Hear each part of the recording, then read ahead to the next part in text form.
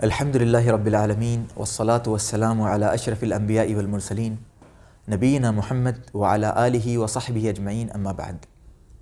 قرآن ہمارے عظیم رب کا سب سے عظیم کلام ہے، جو سب سے عظیم رات لیلۃ القدر میں سب سے عظیم فرشتے جبرائیل علیہ السلام کے ذریعے سب سے عظیم رسول محمد کریم صلی اللہ علیہ وسلم پر نازل کیا گیا۔ تو سوچئے کہ اس کتاب کی عظمت کیا ہوگی۔ وہ کتاب جس کے ایک حرف پڑھنے پر 10 نیکیاں لکھی جاتی ہیں، جس کو دشواری کے ساتھ پڑھنے والے کو دگنا اجر دیا جاتا ہے، جس کے ذریعے جنت میں درجات بلند کر دیے جاتے ہیں۔ اگر اس کتاب سے ہم نے اپنا تعلق نہ جوڑا تو اس سے بڑی غلطی اور کیا ہوگی۔ نبی علیہ السلام نے فرمایا، یقال لصاحب القرآن اقرأ وارتقی ورتل کما کنت ترتل فی الدنیا فإن منزلتک عند آخر آیۃ تقرأ بها۔ قیامت کے دن صاحب قرآن سے کہا جائے گا، قرآن پڑھتا جا اور بلندی کی طرف چڑھتا جا، اور ویسے ہی ٹھہر ٹھہر کر پڑھ جس طرح تو دنیا میں ٹھہر ٹھہر کر ترتیل کے ساتھ پڑھتا تھا۔ بس تیری منزل وہ ہوگی جہاں تیری آخری آیت کی تلاوت ختم ہوگی۔ اللہ اکبر۔ لیکن یہاں صاحب قرآن سے کون لوگ مراد ہیں؟ وہ جو کہ صرف قرآن پڑھتے ہیں یا صرف اسے حفظ کرتے ہیں؟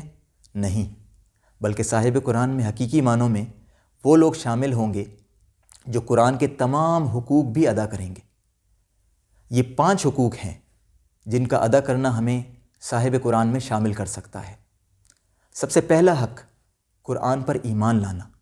قرآن پر ایمان لانے میں اسے اللہ کا کلام سمجھنا، عدل و انصاف پر مبنی سمجھنا، اس میں ذرہ برابر بھی شک نہ کرنا، اس کے حلال و حرام کو حلال و حرام سمجھنا اور اس کی تصدیق کرنا شامل ہے۔ دوسرا حق قرآن کی تلاوت کرنا اور اسے پڑھنا ہے۔ لہٰذا اگر کوئی شخص قرآن پڑھنا جانتا ہے تو اسے ضرور پڑھے، اور اگر پڑھنا نہیں جانتا تو اسے سیکھ کر پڑھنے کی کوشش کرے تاکہ قرآن کا یہ حق بھی ادا ہو سکے۔ تیسرا حق قرآن پڑھ کر اس کے مطابق عمل کرنا ہے۔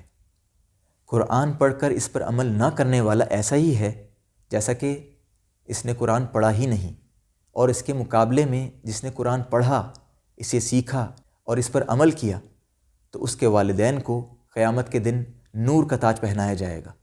سبحان اللہ۔ چوتھا حق قرآن میں غور و فکر کرنا ہے، یعنی قرآن کا تقاضا ہے کہ اسے سمجھ کر اور غور و فکر کر کے پڑھا جائے، اس میں تدبر کیا جائے تاکہ ہم اس سے صحیح معنوں میں نصیحت حاصل کر سکیں۔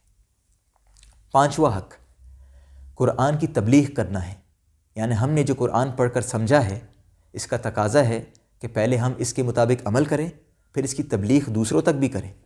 نبی علیہ السلام کا فرمان ہے، بلغوا عنی ولو آیہ، میری طرف سے لوگوں کو پہنچاؤ خواہ ایک آیت ہی کیوں نہ ہو۔ قرآن کے یہ 5 حقوق جو ادا کرے گا انشاءاللہ اس کا شمار صاحب قرآن میں ہوگا۔ جہاں کہیں بھی حدیث میں صاحب قرآن کی فضیلت آئی ہے وہ ایسے ہی شخص کے بارے میں آئی ہے جو قرآن کے ان حقوق کو ادا کرتا ہوگا۔ اللہ رب العالمین سے دعا ہے کہ اللہ تعالی ہمیں قرآن کے تمام حقوق کو ادا کرنے والوں میں شامل فرمائے، ہمیں صاحب قرآن بننے کی توفیق دے اور ہمیں جنت کے اعلیٰ درجات پر فائز فرمائے۔ آمین۔ واقول قولی ھذا واستغفر اللہ لی ولکم۔